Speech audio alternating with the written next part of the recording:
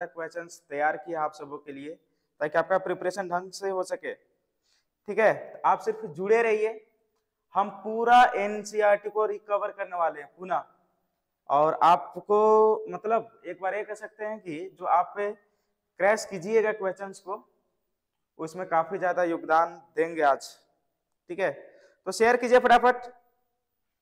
देखिए बच्चों, हम आप सबों के लिए लेकर के आए हैं कुछ इंपॉर्टेंट क्वेश्चंस, जो गेसिंग क्वेश्चंस भी था, जो आपको क्लासेस में भी दिए गए थे।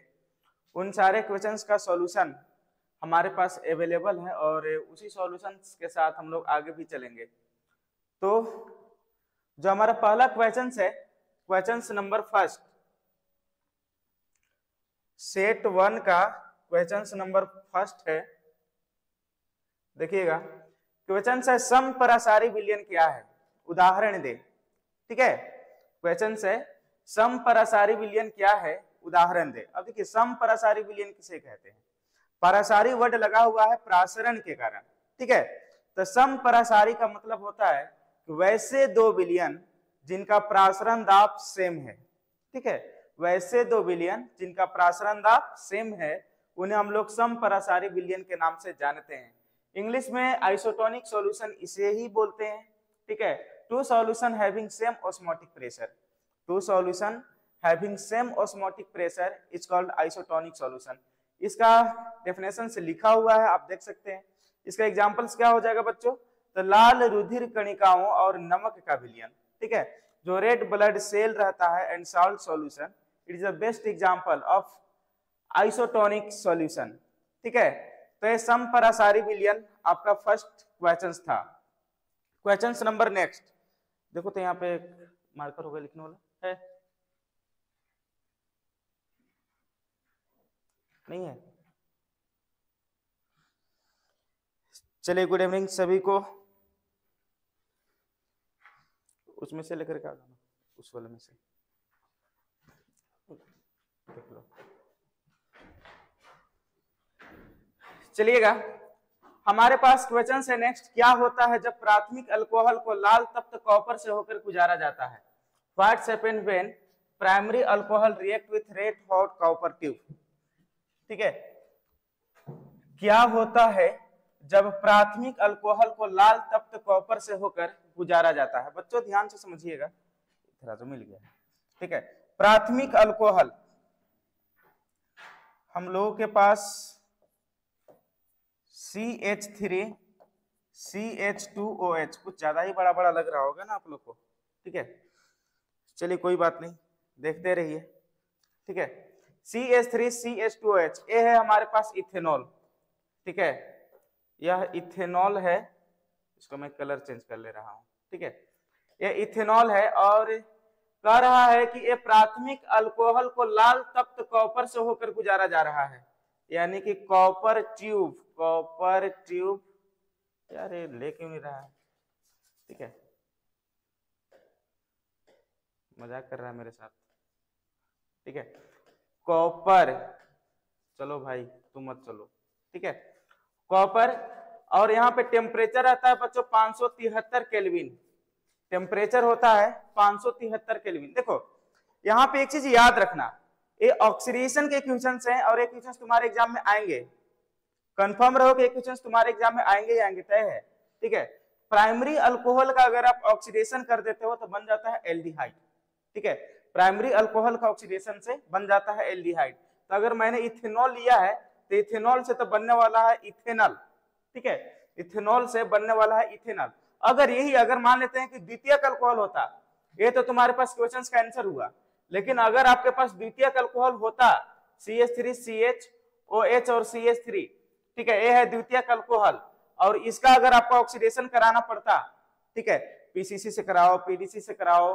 ठीक है, तुम कॉपर ले लो, रेड हॉट कॉपर ट्यूब ले लो, कुछ भी ले लो, कोई मतलब नहीं है। वो आप PCC दे सकता है, PDC दे सकता है, कुछ भी दे सकता है।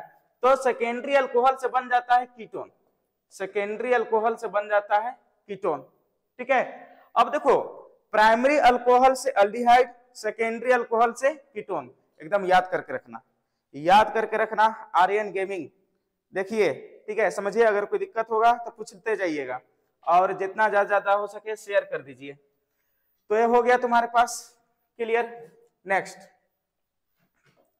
नेक्स्ट है मोनोसैकेराइड का उदाहरण दे। बच्चों समझना, monosaccharide, give an example of monosaccharide. अब देखिए है क्या चीज, बेसिकली कार्बोहाइड्रेट में आपने पढ़ा था क्लासिफिकेशन ऑफ कार्बोहाइड्रेट के लिए कि मोनोसैकेराइड, ओलिगोसैकेराइड एंड पॉलीसैकेराइड, ये 3 टाइप्स में हमने कार्बोहाइड्रेट को क्लासिफाई किया था। मोनोसैकेराइड क्या होता है, एक ऐसा कार्बोहाइड्रेट जिसका जल अपघटन करने पर, हाइड्रोलिसिस करने पर और कार्बोहाइड्रेट का कोई छोटा रूप न मिले। ठीक है, किसी भी प्रकार का कार्बोहाइड्रेट का और छोटा रूप न मिले, डायरेक्ट कार्बन डाइऑक्साइड, वाटर और एनर्जी में जब ब्रेक करता है तो इसे हम लोग मोनोसैकेराइड के नाम से जानते हैं। जैसे एग्जाम्पल के तौर पर आपके पास आ जाएगा ग्लूकोज, देखिएगा इसका एग्जाम्पल लिख लेंगे हम लोग ग्लूकोज। ठीक है, ग्लूकोज, फ्रुक्टोस भी हो जाएगा हमारे पास, राइबोस भी हो जाएगा हमारे पास, इनके एग्जाम्पल्स हो जाएंगे मोनोसैकेराइड के। तभी फेमस क्वेश्चन है, आप देखते चलिएगा। आगे चल लेते हैं नेक्स्ट। चलो नेक्स्ट है, देखिएगा what happens when an aniline react with bromine water. क्या होता है जब एनिलीन की अभिक्रिया ब्रोमीन जल के साथ कराई जाती है। बहुत ही शानदार सा क्वेश्चन है। ठीक है, कह रहा है कि क्या होता है जब एनिलीन की अभिक्रिया ब्रोमीन जल के साथ कराई जाती है। बच्चों ये बड़ा वीवीआई क्वेश्चन है, तो आप इसको तो जरूर ध्यान से समझिए लीजिएगा। इसको और छोटा नहीं किया जा सकता है। ये हमारे पास एनिलीन है, NH2 लगा देते हैं, इसको बोल देते हैं हम लोग एनिलीन। ठीक है, अब इस एनिलीन का रिएक्शन हम करने वाले हैं ब्रोमीन जल के साथ। ठीक है, ब्रोमीन जल के साथ, ब्रोमीन वाटर के साथ रिएक्शन हम लोग करने वाले हैं। देखो होता क्या है, जितने भी अर्थो एंड पैरा पोजीशन होता है पॉसिबल, सभी पर Br ग्रुप जाकर के जुड़ जाता है। ठीक है, यहाँ पे Br जुड़ जाएगा, यहाँ पे Br जुड़ जाएगा और यहाँ भी Br को जोड़ देंगे। ठीक है, अब इसका नाम क्या हो जाता है, इसका नाम हो जाता है 1 1 2 3 4 5 6। इसको बोल देते हैं हम लोग 2,4,6 ट्राइब्रोमो एनिलीन, 2,4,6 ट्राइब्रोमो एनिलीन। तो बहुत विवेक क्वेश्चन है और ये सब क्वेश्चंस एग्जाम्स में आने की पॉसिबिलिटी है, तो आप देखते रहिएगा। ठीक है, ऐसा ना हो कि कहीं आप खो दे उस समय को, इसलिए आप इन सारे क्वेश्चंस को बढ़िया से देखिएगा, क्योंकि ये क्वेश्चंस आपके एग्जाम में मिल सकते हैं बच्चों। ठीक है, तो एनिलीन का रिएक्शन जब हम लोग ब्रोमीन जल के साथ कराएंगे, ब्रोमीन वाटर के साथ कराएंगे, तो क्या होगा, जितने भी अर्थो एंड पैरा पोजीशन है पॉसिबल, सभी के पास Br जा करके जुड़ जाएगा और बन जाएगा 2,4,6 ट्राइब्रोमो एनिलीन। ठीक है, तो चलिए हम लोग आगे चलते हैं। नेक्स्ट हम लोग बात कर लेते हैं अगला क्वेश्चन का। नेक्स्ट क्वेश्चन है आपके पास, give an example of ideal solution. आदर्श विलयन का उदाहरण दे। ठीक है, क्वेश्चन है आपके पास, give an example of ideal solution. आदर्श विलयन का उदाहरण दे। देखिए बहुत सारे आदर्श विलयन के उदाहरण हैं, मैंने कुछ उदाहरण को यहाँ पे लिखा है। ठीक है, आप इनमें से कोई भी एक एग्जांपल याद रख लीजिए। जैसे बेंजीन एंड टोलिन, यह एक आदर्श विलयन का उदाहरण है। ठीक है, ethyl iodide and ethyl bromide, यह भी एक आदर्श विलयन का उदाहरण है। आपके पास है chlorobenzene and bromobenzene and chlorobenzene, ये भी आइडियल सॉल्यूशन यानी कि आदर्श विलयन का एग्जांपल है। Normal heptane and normal hexane, ये भी आइडियल सॉल्यूशन का एक एग्जांपल है। मेथनॉल एंड एथेनॉल, ये भी आइडियल सॉल्यूशन का ही एक एग्जांपल है। ठीक है, तो इतने सारे आपके पास एग्जांपल्स हैं आइडियल सॉल्यूशन के। ठीक है, आगे चलते हैं। नेक्स्ट क्वेश्चन है बच्चों, फिर से वही आ गया। देखिए कह रहा है कि give an example of disaccharide. ठीक है, डाइसैकेराइड का एक एग्जांपल दीजिए। पहले समझिएगा कि डाइसैकेराइड है क्या चीज। ठीक है, डाइसैकेराइड का एक उदाहरण दें। क्वेश्चन हिंदी में यही होगा, give an example of disaccharide.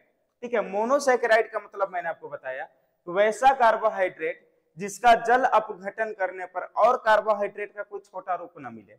ठीक है, यानी कि जब हाइड्रोलिसिस उसका कर रहे होते हैं तो और छोटा कार्बोहाइड्रेट न मिले, तो उसको हम लोग मोनोसैकेराइड कह देते हैं। लेकिन डाइसैकेराइड का मतलब होता है बच्चों अब एक ऐसा कार्बोहाइड्रेट जिसका हाइड्रोलिसिस करने पर 2 यूनिट ऑफ मोनोसैकेराइड मिले, ठीक है, यानी कि मोनोसैकेराइड के 2 इकाइयां जब हमें प्राप्त होती है जल अपघटन करने पर, तो इसे हम लोग बोला करते हैं डाइसैकेराइड। इसका फेमस एग्जांपल है सुक्रोज, इसका जो फेमस एग्जांपल है वो है सुक्रोज, ठीक है। अब सुक्रोज का जब हम लोग जल अपघटन कर देते हैं, जब इसका हम लोग हाइड्रोलिसिस कर देते हैं, हाइड्रोलिसिस, तो हमें मिल जाता है glucose and fructose, glucose and fructose ये मिल जाता है। तो इसका बेस्ट एग्जांपल है डाइसैकेराइड का, बेस्ट एग्जांपल है आपके पास सुक्रोज, ठीक है। चलिए आगे चलते हैं, क्वेश्चन नंबर नेक्स्ट देखते चलिएगा, ग्रुप में शेयर करते चलिए, ठीक है। ऐसा क्वेश्चंस आपके लिए परफेक्ट हैं, आपके लिए जरूरी हैं, इसलिए आप देखिए जरूर। नेक्स्ट क्वेश्चन है, देखिएगा, कह रहा है कि what is Hinsberg reagent, Hinsberg अभिक्रमक क्या है, ठीक है। हिंसबर्ग अभिक्रमक बेंजीन सल्फेनवाइल क्लोराइड, ये होता है हिंसबर्ग अभिक्रमक, ठीक है। इसको देखो ऐसे भी लिख सकते हो, बेंजीनवा के पीएच लिख देता है तो पीएच, और यहाँ पे लिख देता है SO2Cl, ठीक है, जैसे आपको लिखने का मन है, बेंजीन सल्फेनवाइल क्लोराइड। सिंपल सा क्वेश्चन है, 1 मार्क्स के क्वेश्चन आते हैं इस तरह से। आगे चलते हैं, नेक्स्ट ये सिंपलेस्ट थे। आगे चलते हैं, देखो तुम्हारे पास है deficiency of vitamin A causes, vitamin A की कमी से कौन सा रोग होता है, ठीक है। जल्दी से कमेंट कर दो अगर आपको याद है कि विटामिन ए की कमी से कौन सा रोग होता है, तो फटाफट कमेंट सेक्शन में बताओ कि विटामिन ए की कमी से कौन सा रोग होता है, विटामिन ए। चलिए देख लेते हैं, तुम्हारे पास vitamin A, vitamin A, vitamin B, vitamin C and vitamin D, ठीक है। इनकी कमी से होने वाले रोग तो आपको पता होना ही चाहिए। जैसे विटामिन ए की कमी से होता है रतौंधी, नाइट ब्लाइंडनेस, ठीक है, रतौंधी रात में ना दिखता है, ठीक है, इस वाले रोग में रात में दिखता ही नहीं है, ठीक है। अब चलो विटामिन बी की कमी से कौन सा रोग होता है, इससे होता है बेरी बेरी, ठीक है, इससे होता है बेरी बेरी, ठीक है, इंग्लिश में भी बेरी बेरी ही लिखाता है। विटामिन सी की कमी से कौन सा रोग होता है, विटामिन सी की कमी से होता है स्कर्वी, ठीक है, इससे हो जाता है स्कर्वी, ठीक है। विटामिन डी की कमी से कौन सा रोग होता है, विटामिन डी की कमी से होता है बच्चों रिकेट्स, ठीक है, विटामिन डी की कमी से होता है रिकेट्स। चलिए बहुत बढ़िया, नाइट ब्लाइंडनेस अमित टेक्नीशियन, तो चलो आपको समझ में आ गया होगा बच्चों, विटामिन ए की कमी से यहाँ पे रतौंधी होता है, इंग्लिश में इसको बोल देते हैं नाइट ब्लाइंडनेस, नाइट ब्लाइंडनेस, ठीक है, रतौंधी रात में दिखाई नहीं देता है, ठीक है, रात में ना दिखाई देने वाला बीमारी। विटामिन बी की कमी से बेरी बेरी, विटामिन सी की कमी से स्कर्वी, विटामिन डी की कमी से रिकेट्स, ठीक है। तो आप जल्दी से याद कर लीजिए, अगर याद नहीं है तो फटाफट याद कर लीजिए, ठीक है। चलो आगे चलते हैं, नेक्स्ट नेक्स्ट है तुम्हारे पास, देखो ये बड़ा ही साधारण सा क्वेश्चन है, लघु उत्तरीय प्रश्न। देखो बात क्या है ना कि इतना जो मैंने सेट किया है, ये वाला जो क्वेश्चन अभी तक आपको मिल रहे थे 1 मार्क्स से क्वेश्चन मिल रहे थे, देखो अभी हम आपको 3 सेट शो करवाने वाले हैं।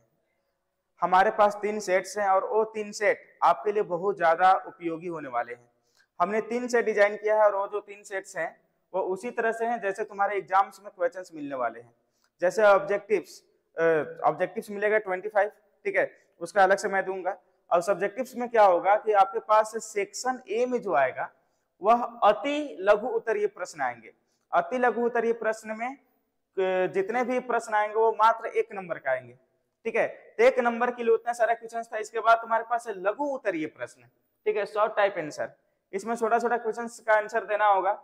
तो इसमें से भी देखिए जितना तुम्हारे पास जैक का पैटर्न है, जैसे भी जैक का पैटर्न है उसके अनुसार सेट किया गया है। आगे चलते हैं, क्वेश्चन है तुम्हारे पास अभिक्रिया का वेग तथा विशिष्ट वेग में अंतर लिखें, ठीक है, क्वेश्चन से ये बच्चों, अभिक्रिया का वेग तथा विशिष्ट वेग में अंतर लिखें, ठीक है। अब देखो ये विशिष्ट वेग क्या होता है, बच्चे सबसे ज्यादा यहीं पे कंफ्यूज करते हैं और ये क्वेश्चन बड़ा VVI है, इसको टिक मार लेना, ठीक है। अभिक्रिया का वेग और विशिष्ट वेग, ये अभिक्रिया का वेग तो समझ में आ रहा होगा, विशिष्ट वेग का मतलब होता है वेग स्थिरांक, ठीक है, हमेशा याद रखना। तो अभिक्रिया का वेग और विशिष्ट वेग में जो अंतर है वो यहाँ पे देखो लिख भी दिए हैं। जैसे अभिक्रिया का वेग, यह किसी भी अभिकारक या उत्पाद की सांद्रता में समय के साथ परिवर्तन है, बात सही है। और तुम्हारे पास जो विशिष्ट वेग है वो क्या चीज है, यह वह अभिक्रिया का वेग है जब अभिकारक की सांद्रता 1 हो, ठीक है, जब अभिकारक की सांद्रता 1 हो उस समय का है। अगला तुम्हारे पास सेकेंड नंबर में है, यह अभिकारक की सांद्रता पर निर्भर करता है या अभिकारक की सांद्रता पर निर्भर नहीं करता है। जो अभिक्रिया का वेग है इसका इकाई होता है मोल पर लीटर पर सेकेंड, ठीक है, और इसका जो तुम्हारे पास मतलब वेग स्थिरांक का जो इकाई होता है वह अभिक्रिया की कोटि पर डिपेंड करता है। सेम इंग्लिश में मैंने इसको एक्सप्लेन किया है, ठीक है, ये भी लिखा हुआ है, आप चाहो तो इसको देख लो, ठीक है। रेट कांस्टेंट है क्या चीज, it is equal to rate of reaction when concentration of reacting species is unity. फिर तुम्हारे पास रेट ऑफ रिएक्शन क्या चीज है, यह है it is the change in concentration of reactant और प्रोडक्ट पर यूनिट टाइम, ठीक है। रेट कांस्टेंट में सेकंड मैंने क्या लिखा है, unit depend upon the order of reaction, इसका जो यूनिट है ऑर्डर पर डिपेंड करेगा और इसका जो यूनिट होगा मोल पर लीटर पर सेकंड हो जाएगा, ठीक है। ये डिपेंड ऑन टेम्परेचर, टेम्परेचर पे डिपेंड करेगा, टेम्परेचर और कंसंट्रेशन दोनों पर डिपेंड करता है, ठीक है। तो चलिए अगला क्वेश्चन है तुम्हारे पास, write oxidation number of central metal atom, ठीक है। यहाँ ऑक्सीडेशन नंबर निकालने हैं, ऑक्सीडेशन नंबर आपको निकालना है, देख लेते हैं ऑक्सीडेशन नंबर निकाल करके। देखो यहां से तो क्वेश्चन मिलवे करेगा, ये तय है बच्चों, ठीक है, क्योंकि जो कोऑर्डिनेशन कंपाउंड है, कोऑर्डिनेशन कंपाउंड से क्वेश्चंस मिलता है और मिलता है तो ऐसा ही क्वेश्चंस मिलता है। पहला वाला क्वेश्चंस है तुम्हारे पास, देखो K4 दिया हुआ है, ठीक है, FeCN का होल 6 ए दे दिया है। अब बोल रहा है कि जो तुम्हारे पास सेंट्रल मेटल एटम है उसका ऑक्सीडेशन नंबर निकालिए, ऑक्सीकरण संख्या निकालिए। किसका निकालने वाले हम लोग, Fe का, तो लिखेंगे Fe बराबर x, जिसका निकालना होता है उसके लिए x बना लो। अब पोटासियम पर चार्ज कितना होता है, पोटासियम पर चार्ज होता है +1, ठीक है, +1 मल्टीप्लाई बाई 4, 4 गो है तो मैंने 4 से मल्टीप्लाई कर दिया, प्लस Fe पर कितना चार्ज मैंने माना है तो x, चूंकि निकालना है तो x लिख दिए, प्लस Cn पर कितना होता है बच्चों, Cn पर होता है -1 मल्टीप्लाई बाई 6, क्योंकि 6 ठो है इसलिए मैंने 6 से इसमें मल्टीप्लाई किया है। अब चलो इसमें मतलब इक्वल दे देते हैं, 1 गुने 4 कितना हो जाएगा 4, प्लस x प्लस -1 इंटू 6 कितना हो जाएगा तुम्हारे पास -6। अब बराबर में 0 होगा क्योंकि कॉम्प्लेक्स पर किसी भी प्रकार का कोई चार्ज है नहीं, कोई चार्ज नहीं है तो बराबर में तुम्हारे पास हो जाएगा 0, यहाँ भी बराबर में दे देंगे हम लोग 0। देखिए अब क्या हो जाएगा, 4 प्लस में है और 6 माइनस में है, ठीक है, 4 प्लस में है और 6 माइनस में है, तो ऑल ओवर वैल्यू क्या हो जाएगा बच्चों 2 माइनस में, ठीक है, बराबर 0। तो x बराबर क्या मिल जाएगा तुम्हारे पास +2, ठीक है। तो इसका तुम्हारे पास x बराबर +2, Fe का जो ऑक्सीडेशन नंबर निकला है वह +2 आया। अगला क्या है तुम्हारे पास, अगला है CO NH3 का होल 6 और फिर मिल जा रहा है तुम्हारे पास Cl3, ठीक है। अब देखो यहाँ पे CO बराबर निकालना है, CO यानी कि कोबाल्ट, कोबाल्ट का ऑक्सीडेशन नंबर क्या है X, ठीक है, तो CO के जगह पर हम लोग लिख लेते हैं X प्लस NH3 एक न्यूट्रल लिगेंड है, समझिएगा NH3 जो है एक न्यूट्रल लिगेंड है, उदासीन लिगेंड है, इस पर किसी भी प्रकार का कोई चार्ज होता ही नहीं है, तो इसके लिए हम लिख देते हैं 0।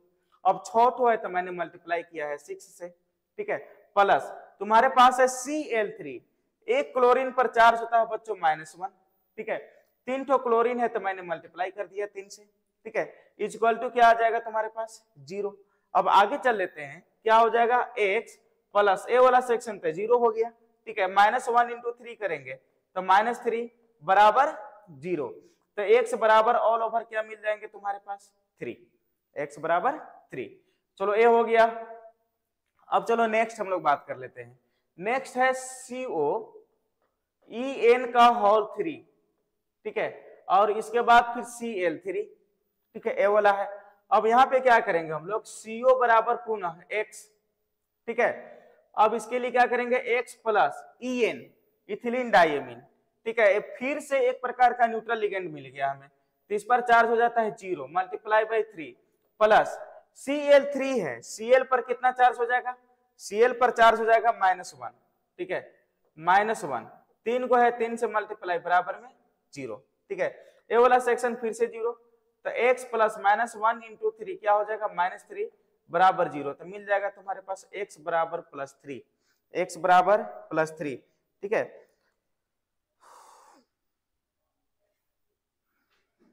सर प्रीवियस 5 ईयर ऑर्गेनिक का इंटरचेंज वाला करवा दीजिए। भाई मैं सब करवाने को तैयार हूं, ठीक है। सर जी बीच में CS भी है 3 का, EN है भाई, CS नहीं है, EN है, ठीक है। अच्छा कंप्यूटर साइंस की बात कर रहे हो आप क्या? चलिए देखिए ध्यान से समझिएगा, ए वाला जो सेक्शन से क्वेश्चन है ना, एक क्वेश्चन कंफर्म आना है, मतलब कि एक क्वेश्चन का मतलब कि 3 नंबर देगा, 3 ठो दे देगा। अब 3 ठो तुम्हारे पास या तो ऑक्सीडेशन नंबर निकालने के लिए दे या तो फिर आईपीसी नाम लिखने के लिए दे दे, लेकिन देगा ये तय है। इसलिए आप लोग इस वाले सेक्शन को बढ़िया से देख लीजिएगा, देख लीजिए, अगर आप स्क्रीनशॉट लेना चाहते हैं तो ले लीजिएगा। आगे मैं चलता हूं, ठीक है। नेक्स्ट वाला क्वेश्चन है, देखो तुम्हारे पास, देखो Kolbe reaction, Fittig reaction and Lucas test. कुछ बच्चे कह रहे थे कि 5 नंबर वाले की ओर देखिएगा सर, ठीक है। अब देखिए आने लगा, आपके लिए आने लगा 5 नंबर वाला, ध्यान से देखिएगा, ठीक है। Kolbe reaction, Fittig reaction and Lucas test, 3 ठो तुम्हारे पास क्वेश्चंस मिल गया बच्चों, ठीक है। एक ही क्वेश्चंस में 3 क्वेश्चंस मिलने लगा है, देख लीजिए इसको। कोल्बे रिएक्शन क्या होता है बच्चों, देखिए यहाँ पे मैंने लिख दिया आपके लिए, चूंकि समय कम आपका बर्बाद हो और ज्यादा आपका क्वेश्चन हो सके, इसलिए मैंने मैक्सिमम क्वेश्चन को लिख दिया उसका आंसर, ठीक है। कोल्बे में क्या होता है, फिनॉल का रिएक्शन है। फिनॉल का रिएक्शन हम लोग सबसे पहले किसके साथ करा देते हैं, NaOH के साथ, ठीक है। जब इसके साथ हम लोग रिएक्शन करवा रहे होते हैं तो बच्चों होता क्या है, देखिएगा, एक जगह से OH और एक जगह से H, यहां से H और यहां से OH, H2O बन करके बाहर निकल जाता है, ठीक है। और जो Na है यहां जाकर के चिपक जाता है, ठीक है। तो इसका नाम हो जाता है सोडियम फिनोक्साइड, ठीक है। अब चलो आगे चल लेते हैं। अब इसी का रिएक्शन हम लोग करवा रहे हैं CO2 के साथ और साथ में ले लेते हैं H+, ठीक है।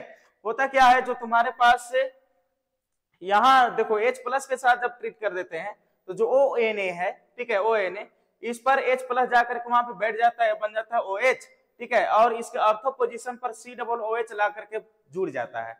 अब इस वाले का नाम हो जाता है सैलिसाइलिक एसिड। तो यहाँ से एक क्वेश्चन ऑब्जेक्टिव में बनता है कि सैलिसाइलिक एसिड किस वाले रिएक्शंस का प्रोडक्ट होता है, ठीक है। तो एक फेमस रिएक्शंस है, उसको तो रट्टा मार लेना। जो तुम्हारे पास कोल्बे रिएक्शन है, राइमर-टाइमन है, ऑल्फ किस्नर है, क्लेमेंसन है, इन सारे रिएक्शंस को तो रट्टा ही मार लेना। तो देख लो, ये है तुम्हारे पास, शाबाश, बहुत बढ़िया, देख लिए। नेक्स्ट है तुम्हारे पास फिटिक रिएक्शन, ठीक है। अब देखिएगा फिटिक रिएक्शन क्या होता है, एरिल हलाइड का रिएक्शन है। ये जो रिएक्शन है बच्चों, एरिल हलाइड का रिएक्शन है। देखिएगा इसमें क्या करते हैं हम लोग, मान लेते हैं कि कोई भी एरिल हलाइड ले लो, जैसे यहाँ पे हमने ले लिया क्लोरोबेंजीन, ठीक है, मैंने क्लोरोबेंजीन ले लिया। अब इसका रिएक्शन हम लोग किसके साथ करवा देते हैं, सोडियम के साथ, in the presence of dry ether, ठीक है। करते क्या है, यहां से Cl इस वाले Na के साथ भाग जाएगा, इसको 2 बार लिख देते हैं, एक बार आगे से और एक बार पीछे से, ठीक है। आगे से लिखेंगे तो पुनः से ऐसा वाला फोटो प्यारा सा बनाना पड़ेगा, और जब बैक साइड से जाएंगे तो फिर से तुमको ऐसा वाला फोटो बनाना पड़ेगा, ठीक है। इसका नाम हो जाता है बाबू डाइफिनाइल, डाइफिनाइल प्लस बन जाएगा तुम्हारे पास NaCl। इसी वाले रिएक्शन का नाम देते हैं हम लोग फिटिक रिएक्शन, ठीक है। इस वाले रिएक्शंस को हम लोग बोल दिया करते हैं फिटिक रिएक्शन, ठीक है। तो बड़ा सिंपल सा रिएक्शन से फिटिक रिएक्शन, देख लीजिएगा। आगे चलते हैं हम, चलिए नेक्स्ट क्वेश्चंस की ओर। देखो लुकास टेस्ट बड़ा ही फेमस रिएक्शन है, टेस्ट है, और ये तुम लोग एग्जाम्स में आने की पॉसिबिलिटी है, लुकास टेस्ट, ठीक है। चाहे जिस रूप में आए, या लुकास टेस्ट ही पूछ दे या डायरेक्ट इस पर रिएक्शंस बेस्ड पूछ दे, ठीक है। तो देखो बेसिकली होता क्या है कि लुकास टेस्ट जो होता है primary secondary and tertiary alcohol पहचानने का एक तरीका है, टेक्निक है, एक टेस्ट है, ठीक है। और ज्यादा चांस है कि तुम लोग ऑब्जेक्टिव के लिए इसके लिए प्रिपेयर करके रखो। तो जो लुकास टेस्ट होता है वो किसके लिए यूज होता है, तो ऑब्जेक्टिव में वहां पे आता है कि प्राइमरी सेकेंडरी एंड टर्शियरी का आइडेंटिफिकेशन के लिए यूज होता है, ठीक है ना। तो ये जरूरी चीज है। होता क्या है लुकास टेस्ट में कि जब टर्शियरी अल्कोहल का रिएक्शन लुकास रिएजेंट के साथ कराई जाती है, लुकास रिएजेंट होता है अनहाइड्रस ZnCl2 एंड HCl, समझिएगा। इसका जो तुम्हारे पास लुकास रिएजेंट होता है, लुकास रिएजेंट वो होता है अनहाइड्रस ZnCl2 प्लस HCl, ये होता है, ठीक है। अब देखिएगा बच्चों, समझिएगा यहाँ पे, अब इसका रिएक्शन जब टर्शियरी अल्कोहल के साथ कराई जाती है ना, जब टर्शियरी अल्कोहल के साथ कराई जाती है तो रिएक्शन होगा, और रिएक्शन होने के बाद व्हाइट टर्बिडिटी तुरंत अपीयर कर जाएगा फटाफट, ठीक है। व्हाइट टर्बिडिटी पीपीटी के मतलब प्रिसिपिटेट के रूप में तुरंत आ जाता है, ठीक है। लेकिन अगर इसी का रिएक्शन, अगर यही अनहाइड्रस ZnCl2 अगर सेकेंडरी अल्कोहल के लिए टेस्ट किया जाए, मतलब सेकेंडरी अल्कोहल के साथ अगर इसका रिएक्शन कराया जाए, तो ये जो तुम्हारे पास व्हाइट टर्बिडिटी है ना, उसको आने में 5 से 10 मिनट टाइम लग जाता है, ठीक है। तो अगर मान लेते हैं कि तुरंत आ गया व्हाइट टर्बिडिटी, तो हम लोग कह देंगे कि टर्शियरी है। अगर 5 से 10 मिनट बाद आ रहा है तो हम लोग कह देंगे कि सेकेंडरी है। लेकिन अगर प्राइमरी अल्कोहल का केसेस है और उसमें अगर आपने लुकास रिएजेंट को दिया है, रिएक्शंस करवाए इसके साथ, तो किसी भी प्रकार का व्हाइट टर्बिडिटी आने की संभावना ही नहीं है, यानी कि व्हाइट टर्बिडिटी अइबे नहीं करेगा। बातें समझ आ रही है आपको? अब देखो, तो इससे तो पहचानना आसान हो गया ना। हम लोग लुकास रिएजेंट ले लेंगे, हमारे पास कोई सैंपल ही तो दिया गया होगा ना कि बताइए कि प्राइमरी है कि सेकेंडरी है कि टर्शियरी है। अब ओकरा में लुकास रिएजेंट को डालेंगे, अगर मान लेते हैं कि व्हाइट टर्बिडिटी तुरंत आ गया तो टर्शियरी है, अगर 5 से 10 मिनट बाद आया तो सेकेंडरी है, अगर अइबे ना किया तो फिर प्राइमरी है, ठीक है। इस हिसाब से हम लोग आसानी से क्लासिफाई कर लेंगे, देख लीजिएगा। चलो नेक्स्ट वाले की ओर हम लोग चल देते हैं। नेक्स्ट देखिएगा, तुम्हारे पास क्वेश्चन है, how many electric current are required for to obtain Al from 1 mole of Al3+, ठीक है। अगर तुम्हारे पास 1 मोल Al, देखो, to obtain Al from 1 mole of Al3+, 1 mole Al3+ है, इसे निकालना है तुमको Al, तो बताइए कितना इलेक्ट्रिक करंट रिक्वायर्ड होगा, ऐसा क्वेश्चन है, ठीक है। ये देखो फिर से चैप्टर नंबर 2 का क्वेश्चन है इलेक्ट्रोकेमिस्ट्री का, Al3+,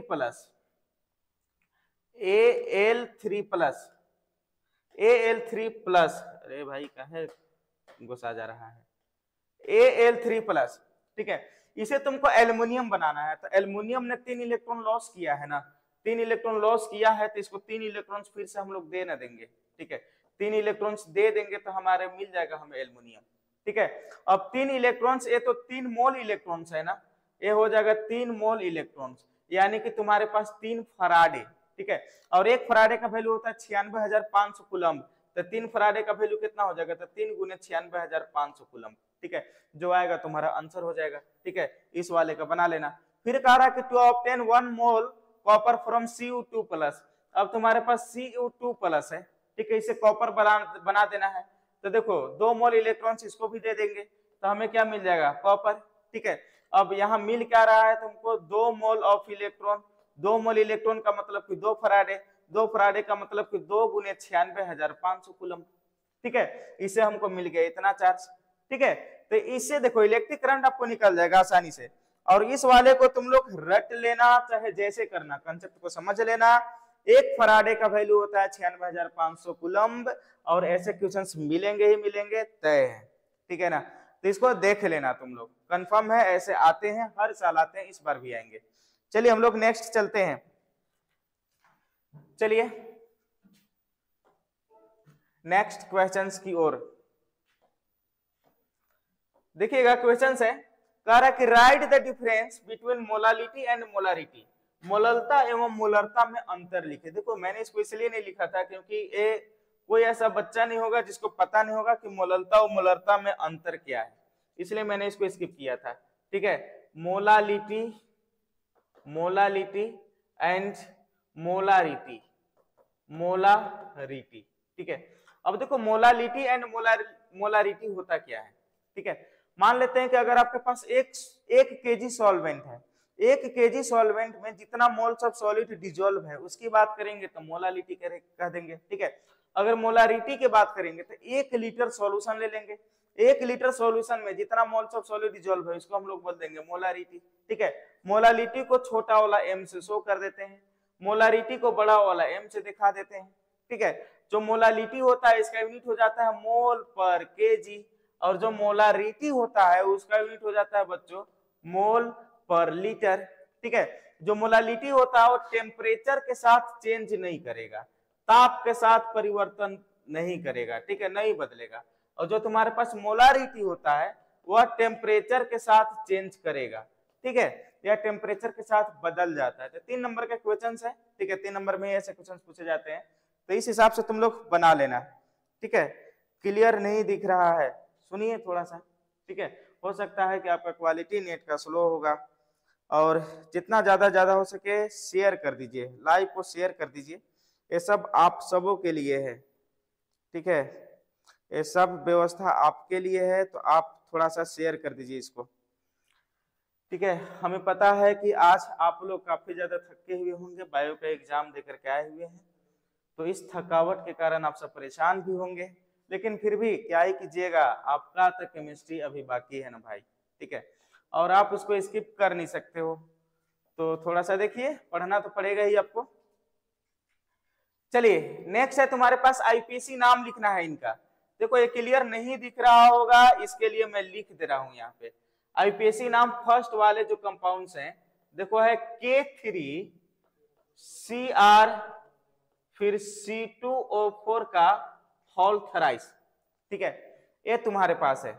अब देखो इसका आईपीएसी नाम लिखना है। आईपीएसी नाम लिखने के लिए कॉम्प्लेक्स को सबसे पहले हमको ये देखना होता है कॉम्प्लेक्स पॉजिटिव है, कॉम्प्लेक्स निगेटिव है या कॉम्प्लेक्स न्यूट्रल है, ठीक है।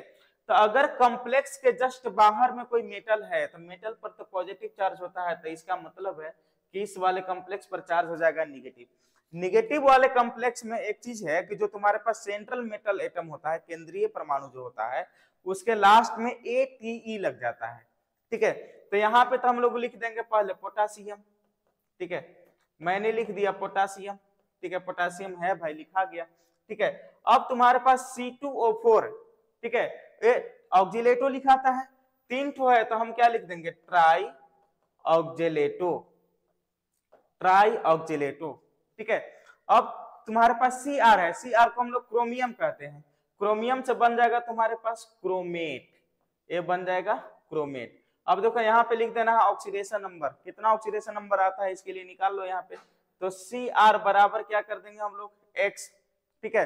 पोटासियम पर चार्ज कितना +1, 3 गो है 3 से मल्टीप्लाई, Cr के लिए X प्लस C2O4 इस पर चार्ज कितना होता है -2, 3 गो है 3 से मल्टीप्लाई बराबर में 0, 1 into 3 करोगे तो हो जाएगा 3 प्लस x प्लस -2 into 3 करोगे हो जाएगा -6 बराबर 0, प्लस 3 और -6 को अगर ऐड कर देते हैं आ जाएगा -3 बराबर 0, तो x बराबर मिल जाएगा +3, इसको रोमन में +3 हमें लिखना होगा, ठीक है, कुछ इस तरह से। अब हम लोग बी वाले को देख लेते हैं। बी वाला क्या है तुम्हारे पास, बी वाला है CO फिर NH3 का होल 3 Cl और इसके बाद Cl2, ठीक है। अब देख लो इसका कॉम्प्लेक्स क्या चीज है, यहाँ पे काउंटर आयन दे दिया है, काउंटर आयन पर निगेटिव तो इस पर चार्ज हो जाएगा पॉजिटिव, यानी कि पॉजिटिव कॉम्प्लेक्स की बात कर रहा है। पहले लिगेंड से लिख देते हैं, तो तुम्हारे पास क्या हो जाएगा ट्राई NH3 का नाम हो जाएगा एमीन, ठीक है, हो गया। फिर Cl को हम लोग क्या बोलेंगे बच्चों, Cl को बोल देंगे हम लोग क्लोरिडो, ठीक है। अब चलो आगे चल लेते हैं CO, यहाँ पे अब सेंट्रल मेटल एटम की बात आ जाएगी, तो इसका नाम क्या हो जाएगा कोबाल्ट, फिर खाली जगह, ठीक है, यहाँ पे ऑक्सीडेशन नंबर लिखने के लिए और काउंटर आयन का नाम लिख दो क्लोराइड, ठीक है, क्लोराइड हो गया। अब चलो यहाँ पे सेंट्रल मेटल एटम जो है CO, इसके बराबर क्या हो जाएगा X, ऑक्सीडेशन नंबर निकाल लेना है, तो क्या बन जाएगा तुम्हारे पास देखो X प्लस NH3 पर चार्ज कितना 0, क्योंकि न्यूट्रल लिगेंड है, 3 ठो है 3 से मल्टीप्लाई प्लस Cl 1 ठो है -1 प्लस फिर Cl, -1 2 है, 2 से मल्टीप्लाई बराबर में 0, ठीक है। यहाँ क्या हो जाएगा x प्लस ये सब 0 हो गया। अब तुम्हारे पास यहाँ क्या चीज है -1 प्लस -1 इंटू 2 -2 बराबर 0, क्या हो जाएगा x -1 और -2 -3 बराबर 0, ये मिल जाएगा तुमको x बराबर +3, यहाँ पे हम लोग लिख देंगे +3, ठीक है। तो इस तरह से बहुत बढ़िया आर्यन गेमिंग एकदम सही बनाते हो यार तुम लोग, काफी अच्छे बच्चे, इसमें कोई शक नहीं है, ठीक है।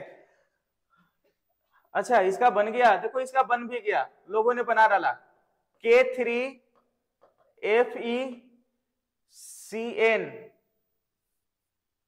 ठीक है, Cn का होल 6, ठीक है। इसका आंसर आ गया है और आंसर आया है आर्यन की ओर से पोटासियम हेक्सासियानोफेरेट 3, एकदम सही है, ठीक है। पोटासियम हेक्सासियानोफेरेट और ऑक्सीडेशन नंबर 3 बिल्कुल सही है, बाकी सारे लोग इसको बनाएंगे, ठीक है, क्योंकि कंसेप्ट आपको पता चल गया है और पता होगा भी। मेरा काम है बच्चों आज दिखाना आपके लिए वीवीआई क्वेश्चंस की कौन से क्वेश्चंस आपके एग्जाम्स में आने की योग्य हैं, क्योंकि आपने साल भर पढ़ा है, बेशक आपको सब चीज आता है, ठीक है, बट आप देखिए, आप समझिए चीजों को, ठीक है। अभी ऐसे भी जो आपका समय है वो समझने का है, देखते रहिए। आगे चलते हैं, देखो तुम्हारे पास नेक्स्ट एक्सप्लेन कर रहा है Wurtz reaction, Sandmeyer reaction, Hofmann bromide degradation reaction, 3 reactions को एक्सप्लेन करने की बात कर रहा है, ठीक है। चलो तीनों रिएक्शंस को हम लोग देख लेते हैं। पहला जो रिएक्शन है आपके पास उर्ज रिएक्शन, ठीक है,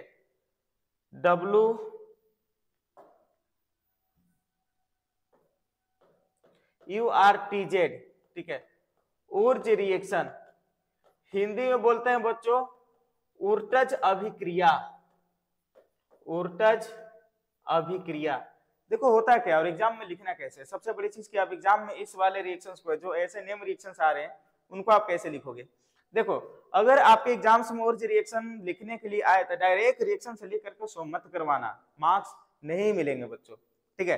पहली बात कि लैंग्वेज तो लिखना ही है, ठीक है, लैंग्वेज वही लिखना है जो आपको यहाँ पे रिएक्शंस में हो रहा होता है, कहीं अलग से कुछ लैंग्वेज नहीं लिखना होता है। तो अगर हम बात करें तो ये रिएक्शंस होता है हेलो एल्केन का, तो हम लोग लिख लेंगे पहले हेलो एल्केन RX, पहले एक जनरल रिएक्शन हमें देना है, ठीक है, हमने लिखा RX, ठीक है। अब इसका रिएक्शन हम किसके साथ करवा देंगे, सोडियम के साथ, in the presence of dry ether, in the presence of dry ether. देखो होना क्या है, यहां से X और यहां से Na बाहर चला जाएगा, इसको 2 बार लिखते हैं, एक बार आगे से एक बार पीछे से, बनता क्या है तुम्हारे पास RR प्लस NaX, ठीक है, यह हो गया तुम्हारे पास एल्केन, इसको हम लोग बोल देते हैं एल्केन, ठीक है। तो देखो जस्ट दुगने कार्बन का एल्केन बनाने के लिए इस वाले रिएक्शन का यूज होता है। हाइलो एल्केन का रिएक्शन है जिसमें हाइलो एल्केन में जितना कार्बन अवेलेबल है उससे जस्ट दुगने कार्बन का एल्केन बनता है, ये तो हो गया। इसके बाद कम से कम 2 बेसिक रिएक्शंस तुमको देने हैं, जैसे CH3Cl एग्जांपल में ले लो, इसका रिएक्शन हम सोडियम के साथ कर देंगे in the presence of dry ether, ठीक है, क्या हो जाएगा Cl Na के साथ मिल जाएगा, इसको आगे से और पीछे से लिख लेंगे, बनेगा क्या चीज तुम्हारे पास CH3 प्लस में क्या हो जाएगा NaCl, इसका नाम हो गया तुमको इथेन, ठीक है, it is the best reaction, ठीक है। इनका नाम जरूर लिखना, नाम जरूर लिखना, क्लोरोमीथेन, सोडियम, इथेन बन गया, ये सब नाम जरूर लिखना। एक रिएक्शन से इसमें और डालना है CH3 CH2Cl, एकदम सिंपलेस्ट वाला रिएक्शन डाल देंगे, ठीक है। अब एक क्लोरोइथेन है, इसका रिएक्शन हम लोग कर लेंगे सोडियम के साथ in the presence of dry ether, क्या हो जाएगा Cl Na के साथ चला जाएगा, एक बार आगे से एक बार पीछे से, इसको 2 बार लिख लेंगे, क्या बन जाएगा हमारे पास CH3 CH2 फिर CH2 और CH3 ब्यूटेन बन गया, प्लस साथ में आ गया NaCl, अब इसका नाम हो गया ब्यूटेन, ठीक है, इसका नाम हो गया बच्चों ब्यूटेन, ठीक है। यशवंत मेरा भी आ गया सर, चलिए बहुत बढ़िया, आगे चलते हैं। लाइव को शेयर कीजिए, बहुत कम लोग देख रहे हैं, व्यू कर रहे हैं, जबकि मैसेज आया था बहुत सारे लोग आए सर लाइव लीजिए, सब सो गए क्या। चलो आगे चलते हैं। नेक्स्ट देखो, नेक्स्ट जो तुम्हारे पास रिएक्शन है सैंडमेयर रिएक्शंस की बात कर रहा है ना, ठीक है, सैंडमेयर, ठीक है, देख लेते हैं, अगर ये लिखा हुआ होगा तो तुम लोग को बताना नहीं पड़ेगा। चलो सैंडमेयर रिएक्शन यहाँ पे लिख दिए थे, देखिएगा एनिलीन का रिएक्शन होता है बच्चों, नहीं दिख रहा है शायद, कोई फायदा नहीं हुआ लिखने का। चलिए फिर से मैं लिख दे रहा हूं एक बार ताकि आप क्लियरली देख सकें। देखिएगा, बेंजीन में ऊपर में अगर NH2 हम जोड़ देंगे तो इसी को हम लोग बोल देते हैं एनिलीन, ठीक है।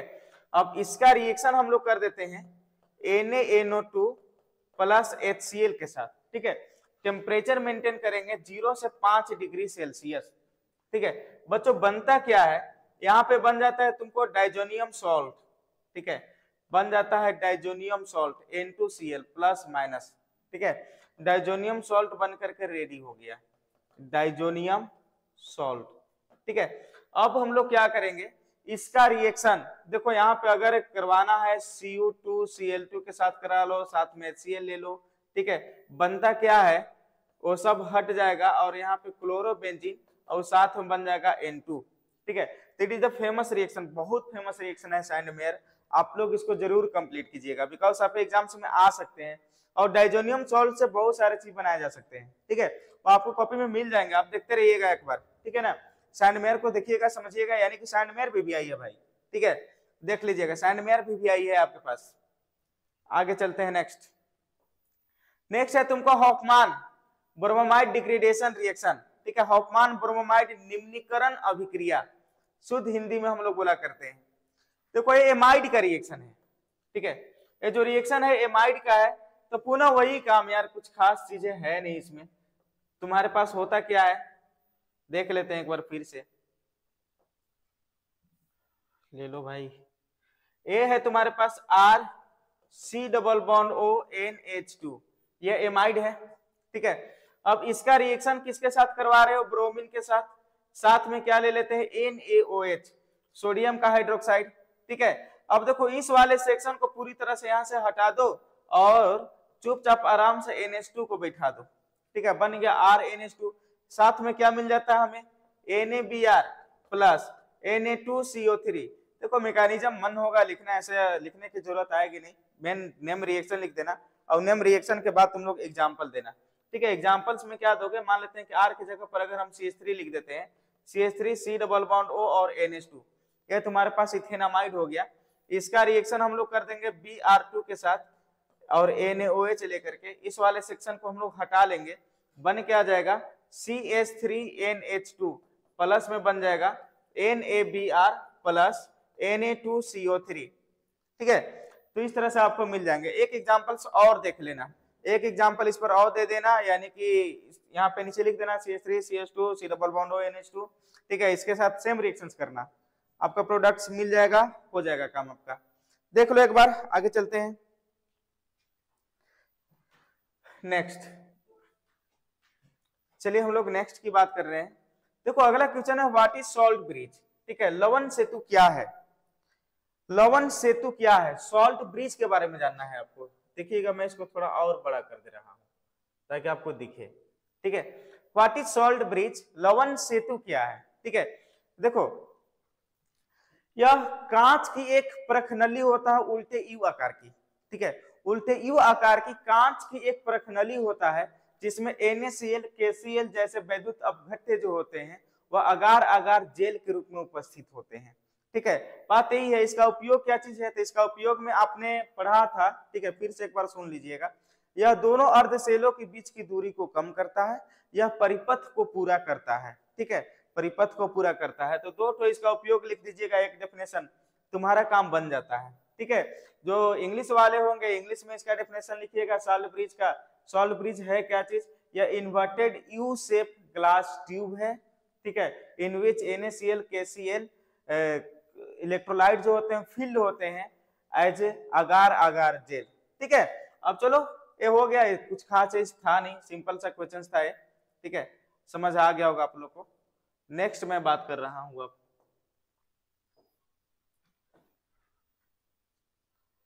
चलिए ये सब जो क्वेश्चंस थे बच्चों, सब के सब क्वेश्चंस एकदम साधारण से लिए गए थे और आपको पता भी होगा। अब कुछ कुछ क्वेश्चंस जो आपको मैं देने वाला हूं, एक मिनट रुक जाइएगा।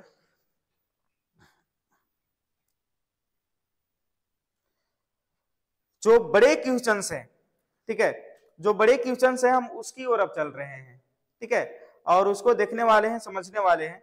देखिएगा कुछ रिएक्शंस वाले क्वेश्चंस थे हमारे पास जो कि मैं आपको प्रोवाइड करूंगा अभी, ठीक है, बड़ा ही वीवीआई क्वेश्चंस है। देखिएगा अब इसके लिए हम बोर्ड पर आ जाते हैं यहाँ पे, ठीक है। क्वेश्चन है complete the following reaction, complete the following reaction, ठीक है। निम्नलिखित अभिक्रिया को पूरा कीजिए। फर्स्ट में है CH3 CH2 Cl, साथ में हमने ले लिया है सोडियम और ड्राई ईथर, ठीक है। सेकेंड वाला जो तुम्हारे पास रिएक्शंस है वह है CH3 CH double bond CH2, साथ में HBr हमने यूज किया है। और अगला वाला जो क्वेश्चन है आपके पास C वाला वह है CH3 CH double bond CH2 plus HBr, यहाँ पे यूज किया गया है पर ऑक्साइड, ठीक है, पर ऑक्साइड यूज किया गया है। अगला क्वेश्चन है तुम्हारे पास D वाला CH3 C double bond O NH2, ठीक है, Br2, ठीक है, और इसके बाद फिर अल्कोहल लिया गया है। नेक्स्ट वाला क्वेश्चन है तुम्हारे पास E वाला CH3 C double bond O Cl plus H2, और यहाँ पे लिया गया है PDBaSO4, PDBaSO4, ठीक है। एक क्वेश्चन है, देखो ध्यान से समझिएगा। जो फर्स्ट वाला जो तुम्हारे पास क्वेश्चन है, फर्स्ट वाला CH3 CH2 Cl, इसका रिएक्शन हम किसके साथ कर रहे हैं? सोडियम के साथ, in the presence of dry ether. तो भाई ये तो सेम है ना, Cl जो है Na के साथ निकल जाएगा, इसको दो बार लिखेंगे आगे से और पीछे से, क्या बन जाएगा तुम्हारे पास CH3 CH2 और CH3, साथ में क्या हो जाएगा NaCl, ठीक है। It is the best example of किसका? उर्ज रिएक्शन, जो अभी मैंने डिस्कशन किया था। अब ये तुम्हारे पास जो है असंतृप्त एल्किन, अनसेचुरेटेड एल्किन्स है, इसका रिएक्शन HBr के साथ करा रहे हो, ठीक है। अब ये कौन सा रिएक्शन है? इस वाले रिएक्शन का नाम होता है बच्चों मार्कोनिकॉफ, ठीक है, हमेशा याद रखना, यह मार्कोनिकॉफ रिएक्शन है। यहाँ पे H पर हम प्लस दे देते हैं, Br पर हम लोग दिखा देते हैं माइनस, ठीक है। कंसेप्ट क्या कहता है कि जब कभी भी किसी भी असममित, ठीक है, असममित का मतलब होता है कि जिस कार्बन के पास जिस दो कार्बन में डबल बॉन्ड लगा हुआ है उन दोनों कार्बन के पास हाइड्रोजन की संख्या अलग अलग होनी चाहिए, ठीक है, तो असममित है, ठीक है। अब देखिएगा ध्यान से समझिएगा, यहाँ पे हमने लिया है असममित एल्कीन, यानी कि इस वाले कार्बन के पास एक हाइड्रोजन और इस वाले कार्बन के पास देखो दो हाइड्रोजन है, ठीक है। कंसेप्ट कहता है कि जब कोई असममित एल्कीन की अभिक्रिया हाइड्रोजन हैलाइड के साथ कराई जाती है तो निगेटिव पार्ट उस डबल बॉन्डेड कार्बन एटम से जुड़ता है जिसके पास हाइड्रोजन की संख्या सबसे कम हो। डबल बॉन्डेड से जुड़ना है, यानी कि जुड़ेगा तो यहीं पर, ठीक है, ये दोनों में जुड़ेगा। होता क्या है, डबल बॉन्ड वहां पे हो जाता है सिंगल, तो CH3 CH single bond CH2, ये दोनों से जुड़ने वाले हो जाएंगे। एक से जुड़ जाएगा तुम्हारे पास निगेटिव पार्ट और एक से जुड़ जाएगा पॉजिटिव पार्ट, ठीक है। तो जिस कार्बन के पास हाइड्रोजन की संख्या सबसे कम उसे जुड़ेगा निगेटिव पार्ट यानी कि Br, जिस कार्बन से हाइड्रोजन की संख्या सबसे ज्यादा जुड़े हुए रहेंगे उसे जुड़ेगा तुम्हारे पास हाइड्रोजन, ये वाला, ठीक है। ये तुम्हारे पास मार्कोनिकॉफ हो गया। लेकिन सेम एल्कीन का रिएक्शन हम HBr के साथ करा रहे हैं परऑक्साइड के प्रेजेंस में, HBr और परऑक्साइड लग गया तो ये हो जाता है एंटी मार्कोनिकॉफ। और एक विशेष जानकारी बच्चों फिर से मैं आपको याद दिलाना चाह रहा हूँ, एंटी मार्कोनिकॉफ सिर्फ और सिर्फ HBr और परऑक्साइड के साथ ही होता है। अगर यहाँ पे HCl और परऑक्साइड रहता तो एंटी मार्कोनिकॉफ नहीं होता, फिर मार्कोनिकॉफ होता है, ठीक है ना। तो अगर एंटी मार्कोनिकॉफ आपको करवाना है तो यहाँ पे HBr ही लेना पड़ेगा, एक चीज याद रखिएगा।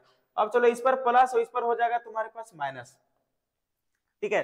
अब देखो एक कंसेप्ट कहता है कि जब किसी भी अनसिमेट्रिकल एल्कीन यानी कि असममित एल्कीन की अभिक्रिया हाइड्रोजन ब्रोमाइड के साथ परऑक्साइड के प्रेजेंस में कराई जाती है तो निगेटिव पार्ट उस डबल बॉन्डेड कार्बन एटम से जुड़ता है जिसके पास हाइड्रोजन की संख्या सबसे ज्यादा है। तो फिर से जुड़ने वाला तो है यही पड़ी, ठीक है, यही जुड़ने वाला है। तो वो क्या जाएगा CH3 CH, यहाँ पे सिंगल, फिर CH2, यहाँ पे भी मैंने सिंगल दे दिया, एक से Br जुड़ना है, एक से H जुड़ जाना है, ठीक है। तो जिसके पास हाइड्रोजन की संख्या ज्यादा वहां जुड़ जाएगा Br, जिसके पास कम वहां जुड़ जाएगा H। ठीक है, अब देखो यहाँ पे तुरंत अभी वाला रिएक्शंस को तुम लोग देखे थे, Br2 अल्कोहल, ठीक है, अभी जस्ट देखे हुए थे। इस वाले को यहाँ से हटा दो, क्या बन जाता है तुम्हारे पास CH3NH2, ठीक है, प्राइमरी अमीन बन करके तैयार हो गया। नेक्स्ट ये वाला रिएक्शंस में क्या होता है, ये जो तुम्हारे पास से H2 है, क्या इसको मैं ऐसे लिख सकता हूं बच्चों, देखिएगा H2 को हम H और H ऐसे लिख सकते हैं ना, यहां से Cl और यहां से H बाहर हो जाएगा, और A वाला जो H है इस वाले C से जाकर के जुड़ जाता है, बनता क्या है CH3 C double bond O और H, यानी कि ये बन जाता है तुम्हारे पास इथेनॉल। ठीक है, यह बन जाता है इथेनॉल। इस तरह से 5 क्वेश्चंस थे, 5 क्वेश्चंस थे रिएक्शंस के, और बड़ा ही अच्छे रिएक्शंस भी थे। देख लीजिएगा, अगर किन्हीं को कोई तकलीफ हो तो पूछ लीजिएगा, क्योंकि सिंपल क्वेश्चंस थे और आपसे बनने चाहिए। ठीक है, एकदम आसान क्वेश्चंस थे, बन जाने चाहिए। देख लीजिएगा, इसमें अगर कोई दिक्कत हो तो देखो, आपके एग्जाम्स में ऐसे क्वेश्चंस मिलेंगे। ठीक है, हम टारगेट कर रहे हैं ऑल चैप्टर से कुछ न कुछ क्वेश्चंस दिखा देने का, ताकि आपको पूरे चैप्टर्स पर एक दिन में थोड़ा सा विजिबिलिटी नजर आए कि नहीं, इस चैप्टर से एक क्वेश्चन है, इस चैप्टर से एक क्वेश्चन है। फिर आपको हम अपना 3 सेट्स कंप्लीट करवाने के बाद आपको पूरा एनसीईआरटी एक बार फिर मैं करवाऊंगा। ठीक है, पूरा एनसीईआरटी यानी कि चैप्टर वाइज 200 चैप्टर्स का एक बार फिर से हम एनालिसिस कर लेंगे आपके सामने, जिससे कि आपको काफी ज्यादा हेल्प होगा आगामी एग्जाम्स के लिए। तो बच्चों आप सब तैयार हो जाइए, ठीक है ना, जुड़िए, डेली लाइव को कीजिए और मन से पढ़िए, क्योंकि यह जो एग्जाम्स है आपका वो सबसे ज्यादा जरूरी है। ये एग्जाम सबसे ज्यादा जरूरी है, समय बहुत ज्यादा कम है। इस समय को ध्यान में रखते हुए आप घर में खूब पढ़ाई लिखाई कीजिए। ठीक है, समय बहुत कम है, घर में जितना ज्यादा हो सकता है उतना पढ़ाई कीजिए, स्टडी कीजिए, पूरा फुल फोकस कीजिए, और आपके हेल्प के लिए हम यहाँ पे हैं। अगर आपको किसी प्रकार की कोई दिक्कत है, कोई समस्या है, तो आप कमेंट सेक्शन में पूछ सकते हैं हमसे, मैं वो वाले सेक्शन को प्रयास करूंगा कि एक्सप्लेन कर दूंगा। एक बच्चा ने अभी बताया कि सर कन्वर्सन उसको शायद प्रॉब्लम है। ठीक है, 5 साल का कन्वर्सन, आपको मैं 5 साल का कन्वर्सन जरूर मैं करवाऊंगा। ठीक है, 5 साल का कन्वर्सन मैं करवा दूंगा।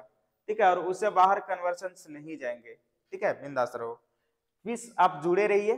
ठीक है, पहला दिन तो सारा चीज नहीं हो सकता है, लेकिन हम पूरा प्रयास करेंगे आपके लिए 5 साल का कन्वर्सन जरूर मैं करवाऊंगा। चलिए एक क्वेश्चन है छोटा सा, देख लेते हैं। कह रहा है कि डिफाइन ऑर्डर ऑफ रिएक्शन, देखिएगा, डिफाइन ऑर्डर ऑफ रिएक्शन। ठीक है, अभिक्रिया की कोटि को परिभाषित करें, अभिक्रिया की कोटि को परिभाषित करें।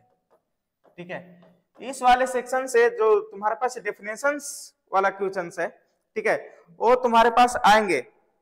ठीक है, वो तुम्हारे पास आएंगे। अब देख लीजिएगा, अभिक्रिया की कोटि को परिभाषित करें। ठीक है, अभिक्रिया की कोटि है क्या चीज, अब तो वेग नियम व्यंजक का क्वेश्चन हो गया ना।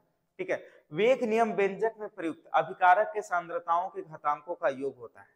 ठीक है, रेट लॉ एक्सप्रेशंस में जो रिएक्टेंट के कंसंट्रेशन के पावर का सम होता है, उसी को हम लोग अभिक्रिया की कोटि यानी कि ऑर्डर ऑफ रिएक्शंस के नाम से जानते हैं।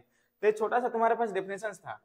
ठीक है, और डेफिनेशंस आने की पॉसिबिलिटी होती है, मैंने छोटा सा डेफिनेशंस दिखा दिया, क्योंकि ये डेफिनेशंस पिछले कुछ टाइम से पूछा हुआ था और वीवीआई था। ठीक है, चलो नेक्स्ट वाले क्वेश्चंस में एक छोटा सा डेफिनेशन और है। कह रहा है कि define half life reaction, define half life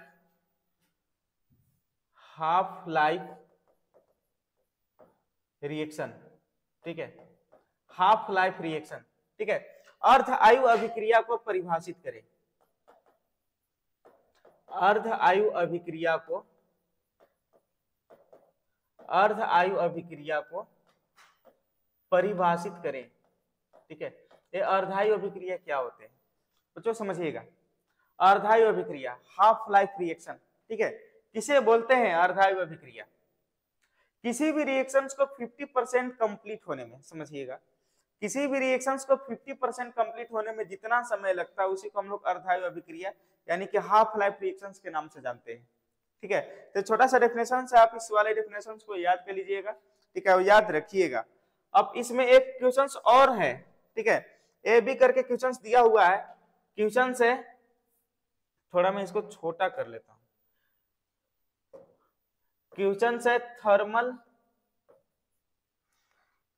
decomposition of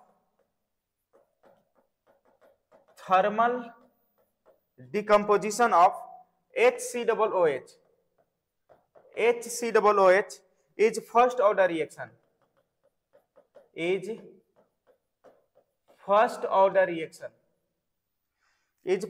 reaction with rate constant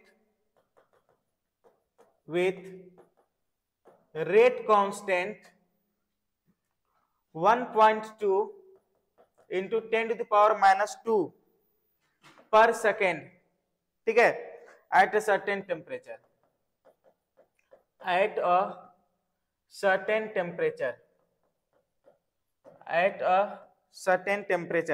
calculate half lifetime, ठीक है, calculate half lifetime, ठीक है, अर्धायु निकालना है इसका। देखिए ये पर सेकेंड है, ऐसे लिखा हुआ भी है कि फर्स्ट ऑर्डर रिएक्शन है, प्रथम कोटि की अभिक्रिया है। यहाँ पे दिया हुआ क्या चीज है बच्चों, के का वैल्यू दिया हुआ है, के का वैल्यू दे दिया है 1.2 into 10 to the power minus 2 पर सेकेंड। ठीक है, अब पूछ रहा है कि बताइए टी हाफ का वैल्यू क्या होगा, टी हाफ बराबर वाट।